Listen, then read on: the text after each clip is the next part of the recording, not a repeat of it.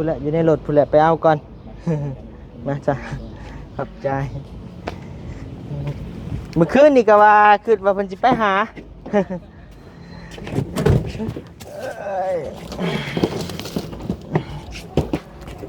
ของเจ้าสีแดงบ่ของเฮาสีบัวบาทนี่สู่เฮาได้บ่เจ้า เอออ่ะแม่มอบอาจารย์พี่น้องเลยเนาะโอเคแคปมาได้นี่แหละเป็นน้ำใจเล็กน้อยพี่น้องเลยก็ได้ชงตะกร้าอะไรบอลนิ้วปีนี่ปีเดียวได้ของนั้น เอาตัวนั้นมันกะผ่านกฎเดย์แมน ถ้าได้ลูกก็มีอีกได้เนาะ มีอีก ถ้าได้โลก็ต้องได้อีกบ่บ่50,000นี่มีอีกพี่น้องเลยมีขันกลางอีกยังหมดเสขันกลาง50,000นี่แหละเนาะพี่น้องเนาะสิน้ำใจเล็กน้อยมอบให้อาจารย์เฮาพี่น้องเลยเนาะก็ขอบใจทางอาจารย์หลายๆเด้อเนาะที่ให้คำแนะนำมาโดยตลอดนะพี่น้องเนาะตั้งแต่ต้นแรกๆกับไอเตียงมาเลยกับอาจารย์เพิ่นเป็นผู้ก่อข้อมูลให้ก็นี่แหละพี่น้องเอ้ยเพิ่นก็ให้คำแนะนำมาหลายอยู่พี่น้องเอ้ยรักนี้ไม่เคยมีวันเปลี่ยนแปลงโอ้ยเนาะหอมแก้มกันเบิ่งดูอาจารย์ยอมแฮปเพิ่นอยู่พี่น้องเอ้ยเนาะแบบว่าสุดยอดเลยเนาะตั้งแต่รู้จักกันมาพี่น้องเอ้ยฮึบเรียบร้อยพี่น้องเลยเรียบร้อยฮึบใช้โบยูดักอันนะฮะใช่ตัวใดดีก้อนนี้บ่ก้อนนี้บ่นานหอนเฮือนทับบาทนี่อยู่ได้เศร้ามาขายเด้อใครอยากซื้อก็เศร้าตีเด็ดตัวนี้ก็ใส่นี้เรียบร้อยเนาะเรียบร้อยได้นี่ตรงนิ้วได้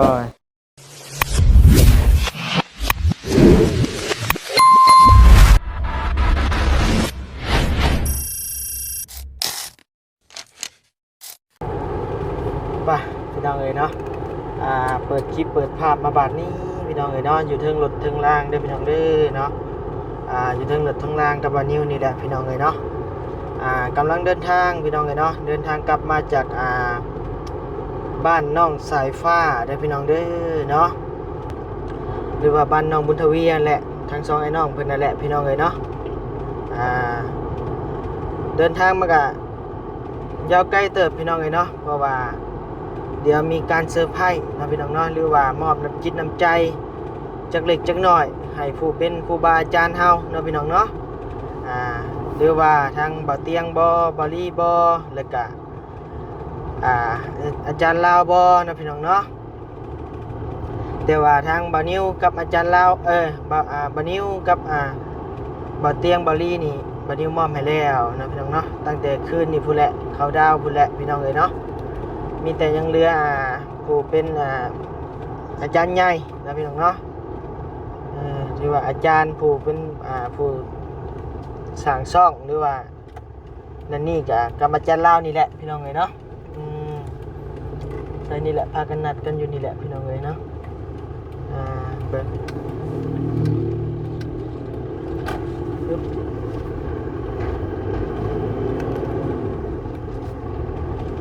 ่งเป็นยังไงนะเอ้าพี่น้องเอ้ยคือว่าหัวซักลงไปในนั้นนะ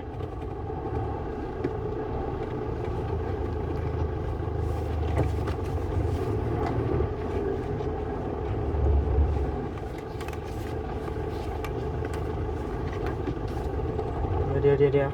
โอ้ตกใจดิไปยังเอ้ยยังเป็นยังไงนะคือว่าพากันไปห่มอยู่พุ่นพี่น้องเลยอุบัติเหตุสบายดีเด้อห่วยทะลุนรกชอดผู้เลยบ่น่ะปู๊ยเบิ่งครับไปเบิ่งก่อนไปบ่เอาเลยไปสั่ง เร็วแรงทะลุนรกพี่น้องเลยเธอ เป็นเด็กเล่นเจ้าของสบายดี โด สบาย ย ดีเด้อจานเด้อ สวัสดีจานเด้อเนาะ น้องเวัดทุกคน จวดจ้านลีเนาะลูกพี่เฮาก็ได้จวดจ้านลีวะ จวดเลยเดี๋ยวเนาะสาวว่าต้นสายจวด บอมลมกันจะโยแซนตลมกันจะโยแซน พูดเลยเอารถหม้อ ซองลบแหละลูกพี่เฮานะ เล่นไปพูดนะ แม่นรวมมันเป็น4ลบ เนี่ยลุงเห็นนะว่าลุงเห็น เนาะ จวดก็ได้เสียเงิน150,000ข่อยก็มากิน เสียด่านบ่ ด้าน เฮารอดเชยเฮา เป็นได้ถึงละ โอ้พระเอกว่า นี่รุ่นเฮกนะ บ่แม่นโอ้ยเว้าใส่ให้เฮาโพดอันนี้ ไปเลยโทษเลยยัดแบบจวดไปได้ มันไปมันบ้องข่อยมันไปบ่ได้เพราะว่ามีรถใหญ่ทั้งหน้าได้2,000 เพิ่นลึงรถเฮาแล้ว เพิ่นจื้อรถเฮาง่ายก็เลยว่าบ่โบกว่าโบกมันก็บ่จอดคือเก่า จนมาโบกบ่จอด ลองนิ้วไปก็ไป ผู้เดียวแม่น บอกยาวยุดมันนี่เนาะ โดย พ่อนอะไร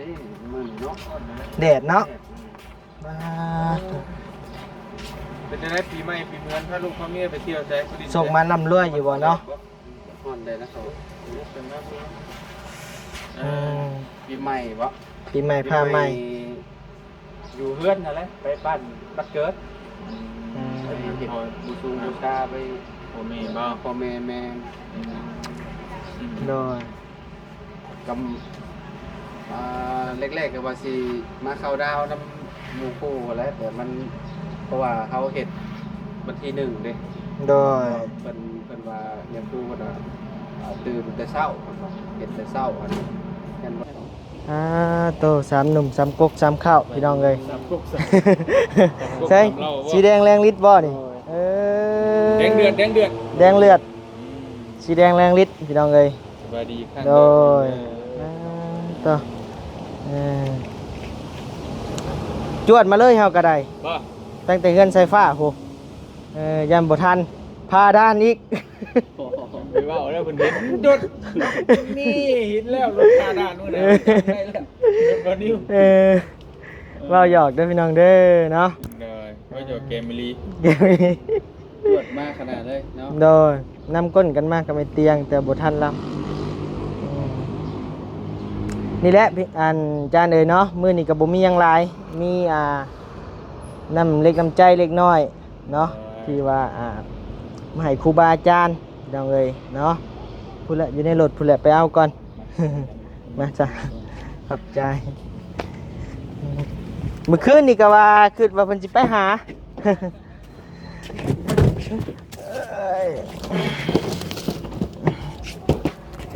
ของเจ้าสีแดงบ่ของเฮาสีบัวบาทนี่สู่เขาได้บ่เจ้า แดงเดือด แม่ ใจละลาย มอบอาจารย์พี่น้องเอ้ยเนาะจะแคปมาให้ได้ยาแดะซะเอา โอเค นี่แหละเป็นน้ำใจเล็กน้อยพี่น้องเอ้ย ก็ได้ชงตะกร้าได้บอลนิ้วปีนี่ปีเดียวได้พอนั้น เอาตัวนั้นมันก็ผ่านกฎเด้ ผ่านกฎ แม่น ถ้าได้ลูกก็มีอีกได้เนาะ มีอีก ถ้าได้โลก็ต้องได้อีกบ่ บ่50,000นี่มีอีกพี่น้องเอ้ย โอ้มีขันกลางอีกนี่หมดเสร็จขันกลาง50,000นี่แหละเนาะพี่น้องเนาะสิน้ำใจเล็กน้อยมอบให้อาจารย์เฮาพี่น้องเอ้ยเนาะก็ขอบคุณขอบใจทางอาจารย์หลายๆเด้อเนาะที่ ที่ให้คำแนะนำมาโดยตลอดนะพี่น้องเนาะตั้งแต่ต้นแรกๆกับไอเตียง โดย มาเลยกับอาจารย์เพิ่นเป็นผู้ก่อข้อมูลให้ แม่ ก็นี่แหละพี่น้องเอ้ย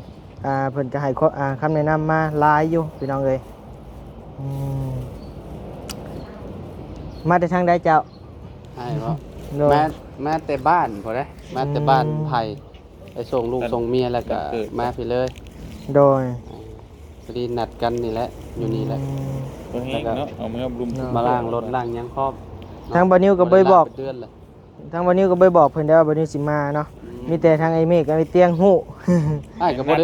ได้ฮู้ได้ว่าเจ้าสิมาพร้อมกันก็บ่ได้ฮู้ ตั้งนัดนี่แหละ โดย ปกติก็ปกติจะให้บ่พรนำแต่ โด ว่าย คนบ่อยู่ตะกี้ก็ได้ เพิ่นโมโยเพิ่นคือประจำจะพุ่นนะ โดย บ่ค่อยได้มา เอาได้แหละไอ้เมฆ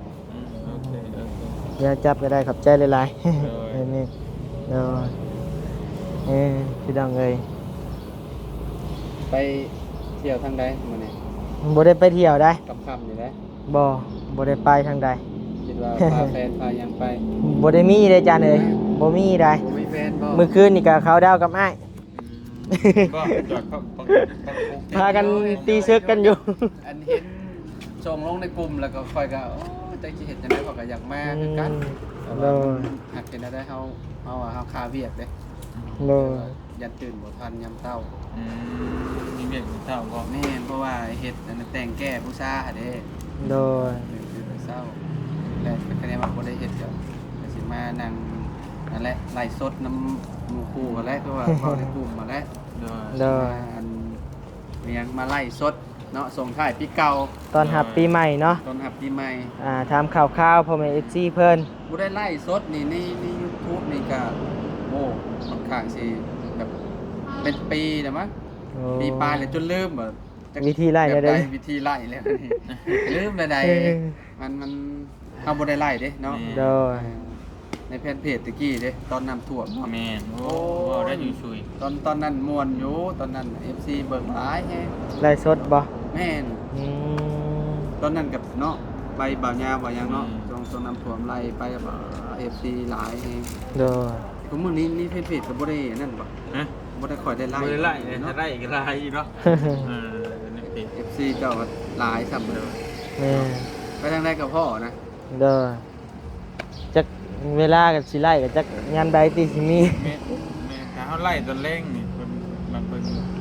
ตอนช่วงแรงๆเนาะ เพิ่นก็เลิกงานเลิกหยังเนาะ FC ฝั่งไทยหลาย โดยมีแต่อาจารย์ที่กลับบ้านเลยบ่ แม่น เอาเมื่อได้บ่ เข้าบ้านได้เป็นหยังเนาะ เมื่อช่วงจานบ่ หอยตะลงตรงตางไปบ่ ได้บ่ยากหรอกเดี๋ยว อืม ใส่เบาะทั้งหลังได้เลย หอยเฉพาะบ่ มีอยู่มันมีแนวหลัดอยู่บ่ยาก โอ้ หรอก ปล่อยเมื่อ อันเพิ่นแน่เหมือนกลางทางมาได้ใช้ดี เพราะไปซื้ออันกระเซ้ามาอันไปอันสะพายไปเด้ว่า เอออืมพี่ดังเลย ปีนี้ได้น้ำน้องนิวเนาะพี่น้องเลยเนาะ โดย ลูกชิดใหม่เนาะ ลูกศิษย์ใหม่ โอ้ยน้องเพิ่นก็ ชิดไปในลายนี่เต็มห้องเลือดดีนี่ หลายได้ แกกินน้ำบ่ทัน ได้กินน้ำประทัดโอ้ช่วงปีก่อนไปอันเซโฟนเนาะ เดี๋ยว เปล่าไล่แน่แล้วก็คนหลายๆคนเพิ่นเอาให้พี่น้องเอ้ยโมเมนต์พกเก็ตกูเศร้าโอ้จักตอนนั้น โดย ใส่รถโอ้ยเอากลับมามีแต่ขี้บุญเพื่อจะได้กินเนาะมาไว้อยู่ในหลังรถเลย อันนี้ก็โหมดเดียวกันกับของบ่เตียงบ่ลี่เลยเด้อนี่ รุ่นเดียวกันหมดเลย โอ้มื้อนี้ลูกสาวเห็นนี่แกะแล้วนี่ถ้าคนยังแล้ว แกะได้ของกินแกะกิน เพิ่นมักแท้ๆได้เด็กน้อยเนาะ แม่ เจ้าสิลงสวรรค์บ่ มีแต่คอยกลับก่อนนะ โดย โดย มีแต่ให้อาจารย์ลองมัดเบิ่งอยู่ถึงหลังรถแล้วเป็นจังได กินข้าวไปครับเอาลูกลงไปลิฟต์ โดย ได้ขอบใจหลายๆ ขอบใจหลายๆอ้ายโดย ดีมีเองเด้อ โดย โดยคือกันกันเช่นกัน คือเก่าพี่น้อง โดย โดย ปีเก่าปีใหม่ก็ฮักคือ อ่า เก่า คือเก่า คือเก่า คือ เก่า เก่าเปลี่ยนแปลงพี่น้องเนาะ คือเก่า รักนี้ไม่เคยมีวันเปลี่ยนแปลง อ่า โอ้ยเนาะเออ ลีเลย หอมแก้มกันเบิ่งดูอาจารย์ น้ำว่าไม่ได้ เออ ย่อมแฮปเพิ่นอยู่พี่น้องเอ้ยเนาะแบบว่าโอ้สุดยอดเลยเนาะตั้งแต่รู้จักกันมาพี่น้องเอ้ย เนาะ แต่ปีเลยวุ เอากันนะมันก็คุย YouTube ก่อนเปิด YouTube อยู่6ปีนะ ก่อนเปิด YouTube อีก ก่ เด้ อนเปิด YouTube 6-7 ปีเลยเนาะ ก่อน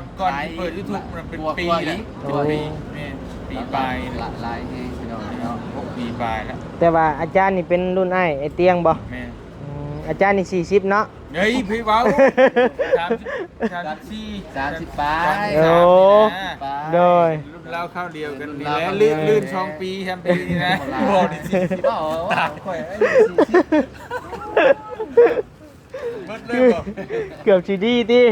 เออ อันนั้นแหละประมาณนั้นแหละ โดย 30กว่าแหละบ่ยังบ่40ดอก โดยไอ้เตียง32เนาะ 32เลยก็ได้ที่ฮอดเดือนเดียว เนาะ เดือนเดียว ใช่แล้ว เดือนกุมภานี่ที่ฮอดเดือน2เนี่ย เดือน2มันเกิดจะบ่สิได้เสียกระเซ้าอีกแล้วนี่อ่า โอ้ยบ่เสียดุอะไรก็ได้นะมันดุโพดมันทีโพด เออ กันหน่อยก็มีแต่เวียกแต่ยังไม่ได้เนาะงานของงานบุญ แม่นแล้วพูดแล้วจนฮอดเดือน6พูดแล้วเนาะแม่นบ่ วันเวลาก็ไว้ดีปั๊บปุ๊บปั๊บเดือนหนึ่งเลยเนาะแป๊บเดียวน่ะ เด้อ พอแล้วจังว่าเท่า เข้าไว้ติ แม่เท่าแล้ว มันน่ะเอามาแล้ว เนาะ ไปโอเคเลยไอ้อยากจะเผาโดยเดี๋ยวเฮาลงกับอาจารย์ก่อนเดี๋ยวเอาขึ้นรถซอยอาจารย์ก่อน ขอบใจในไลน์เด้อ โดยโอเคเด้อเมกเด้อสวัสดีเด้อเดี๋ยว ตักก่อน สองอัน สองอัน เอาเมื่อจังได้ดีเนาะไปนับป่าอาจารย์เฮาจะเห็นภาพเจ้าเฮาจะเห็นภาพเจ้าขึ้นได้ใด เราสิเบิ่งให้เอาขึ้นบ่ โดย เป็นสมุดไปวางปึ๊บวางปึ๊บไปเถอะเป็นอะไร เด้อตัวหนึ่งอยู่หน้าบ่ตัวหนึ่งอยู่หลังบ่อืม ลองก่อนเอาอันนี้เอาไซรัสก่อนสวัสดี มีไซรัสติดบ่อีกเนาะ เพราะว่าไอ้เวลาเอาเกลือเอายังมาเด้ โดย แต่เนี่ยแหละน้ำเบิ้ง เมื่อนี้บ่ได้ไปถ่ายคลิปทางใดเลยบ่ บ่กับมาแต่บ้านเลยนะ ยิงยามมานี่บ่ แม่นไปส่งลูกคนนั้นแล้วก็มายิงมาเลย โดย มานัดกับบ่าวเตียงเพิ่น โดย ใช่เพิ่น เดี๋ยวเฮากันจังหน่อยสิเอารถเข้าไปเช็คมันดังจังเป็นหยัง บ่นี่เนี่ย มันก็สิยากหยังเนาะ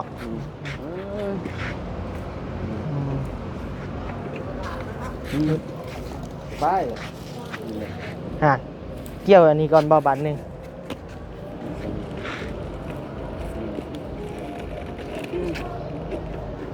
ฮึบฮะเรียบร้อยพี่น้องเอ้ย เรียบร้อยเนี่ยอย่างงี้ ฮึบใส่บ่อยู่ดอกอันนะเฮาอะ เฮ้ย ใส่ ขอบตัวใดดี ก้อนนี้บ่ก้อนนี้บ่นั่นฮอนเฮือนทับบาทนี่ อยู่ได้ส่งมาขายเด้อ ใครอยากซื้อก็เช้าติ เด็ดตัวนี้ก็ใส่นี้ เรียบร้อยเนาะ เรียบร้อยได้ อืม นี่ตรงนิ้ว โดย แบบนี้ มันบ่นักปานใดก็คล้องสิแขนโลดเนาะ แม่ประมาณนี้แหละ โดย ได้แล้ว พี่น้องเลยโอเคตรงสเปคบาดนี้ ได้แล้วบ่เทือน กินแล้วบ่กินบ่กาแฟจาน บ่เป็นหยังขอบใจละลาย อย่านอนบ่หลับบ่ เศร้าแล้วก็ดีใจแล้วมัน อืม อย่านอนบ่หลับไปแล้ว โดย สมมุติว่ากินก็ได้ น้องสิเข้าบ้านเลยบ่ หาสิเอารถไปซ่อมก่อนมันรู้สึกมันดังๆแนวใดก็บ่ฮู้ เส้นมันดังเหมือนได้ มันดังตีนเบื้องน่ะแกล้งอยู่นะ ลูกหมาอีกบ่จ๊ะ แม่นเฮาคิดตัวนั้นแหละ โดนคุมหลาย แม่นนี่เบื้องนี่ดัง ทางนี้ แม่ข้างนี้แหละดัง เวลาเฮาขับมาบ่ แม่ต้นคุมนะกิ้งตัวเล็กคอเล็กนี่นะ เบรกคือสิยังอันนั้นอยู่ข่อยเนาะ เบรกนะครับเปลี่ยนแล้ว เป็นหยังไงเนาะ ลูกหมากเลยนะครับเบิ่งมีแนวเสียเงินได้หากลูกหมากกับเปลี่ยนบ่ได้หึงได้คือว่าอะไรรถเฮามันไปเนาะ แม่รถเฮาเอาไปขมือเด้ แม่ เอาไปขมือเฮาบ่ได้อันนั้น จะมาไปคนทางมันบ่ค่อยดีนะ หนทางมันแบบมันบ่ค่อยดีอยู่แล้วหนทางบ้านเฮา แม่น เนาะ น่ะ มันเป็นคุมเป็นบ่อหลายเวลาเฮาโตนแฮงมันก็ไปแล้วลูกหมา แม่ ต่ำต่ำพี่น้องเอ้ยเนาะ ดอก เช่นจะไปส่งข่อยมื้อนั้นเจ้าว่าเจ้าซ่อม ซ่อมมัน เสื้อบ่ แม่นตอนแรกนะซ่อมอันนี้มันนี่อันนี้ขาดนี่อันลูกหมากกันโค้ง อ่า ขาด ต้นคุ้มน้ำมองให้ไงวะ แม่นตัวแห้งๆแหละ บันคอน ก่อนจะฮอดบ้านคอแต้ แม่น มองหันนะ เฮาว่าบนนั่นแหละ ลงมองหัน แล้วรอบสองเลยย่างจิกจิกนี่นี่ มองนี้เลยบ่ แม่แต่ว่าบ่ฮู้ว่า เออ จังหวะตัดสินใจมาใส่ย่างอันนี้บัด โตนเนาะเวลามัน แม่ โตนคุ้มแล้วมันอันนั่นยางยิงยางรถใหญ่นี่เวลามันเป็นมาเนี่ยเสียหลาย เสียเงินหลาย เสียเงินหลาย มื้อใดจานออกรถจาน ฮะ มื้อใดออกรถ อยากออกอยู่แต่ว่าตอนนี้ก็คือเก็บเงินไปก่อน โดย เก็บเงินไปก่อนเนาะมีหยังก็สมมุติว่ามีงานมีการผู้ใหญ่เพิ่นให้เก็บอีหยังก็นั่นแหละก็อาศัยน้ำหมูก่อน โดย เนาะเพราะว่าเฮาก็ต้องเบิ่งค่ะนะเวลาสิออกอีกก็ได้ กับเบิ่งเวียกงานการเฮามันก็อยากเนาะ แม่น คือพี่น้องฮู้แล้วมันอยากลดหน่อยถอยลงอยู่ อืม ช่วงวันกี้นี่เพิ่นตีศึกกันกะสงครามเนาะมันก็อยากมีผลกระทบอยู่ทางเฮาก็ได้ แต่ว่าบัดนี้เพิ่นหยุดยิงแล้วติเรียบร้อยเลยเนาะแม่นบ่ คือว่าหยุดยิงหยุดหยังอะไรวะก็นี่แหละก็พังไปเรื่อยๆ พังเบิ่งเนาะ ว่าสิเป็นจังได๋หั่นน่ะ โอเคเด้อจันเด้อบ่รบกวนแล้วบัดนี้ทางเฮาก็สิได้กลับ ขอบใจ ก่อนบัดนี้ น้องเด้อ โดย เฮงๆปังๆเด้อเนาะ โดย จะได้ก็เนาะขอบคุณ FC ทุกๆคนนั่นแหละเนาะที่เป็นกำลังใจให้ทีมงานเด้อพี่น้องเด้อเนาะปีใหม่ปีนี้ก็ขอให้มีแต่สิ่งดีๆเนาะออกมาในชีวิตเด้อพ่อแม่พี่น้องเด้อเนาะขอให้ร่ำให้รวยบอกให้สวยจักเจือ โด เด้อเนาะ ย สาธุ เนาะ เนาะ ทางบ่นิวก็ขอให้อาจารย์ร่ำๆรวยๆเด้อเนาะเฮงๆปังๆอยู่เป็นโฮมโพโฮมไส้ลูกศิษย์ตลอดไปเนาะพี่น้องเนาะ โดย สาธุ ขอบใจหลายๆเนาะพี่น้องเอ้ยเนาะ ไป น้องนิ้วขอบใจ โอ เด้อ เคอาจารย์ โดย โดย ครับวันละมุ่งหน้ากลับบ้านนี่ โดย เนาะได้กระเซ้าเลยโอ้ยคัก ยังเหลือแต่กับไปยิ้มเนาะ โดยไป โอเคพี่น้องเอ้ยเนาะเอาพี่น้องเอ้ยมาปิดคลิปอยู่นี่ได้บัดนี้พี่น้องเอ้ยเนาะปตทเซโนเด้อพี่น้องเด้อเนาะเซโนเฮามี2ปตทแล้วเอาเนาะอยู่ดีมีแห้งพี่น้องเอ้ยความเจ็บบ่ให้ได้ความไข้บ่ให้มีปรารถนาสิ่งใดขอให้ได้สิ่งนั้นสมความมุ่งมั่นปรารถนาอย่าเจ็บอย่าจนร่ำรวยๆปีใหม่พาใหม่เด้อพี่น้องเด้อเนาะโดย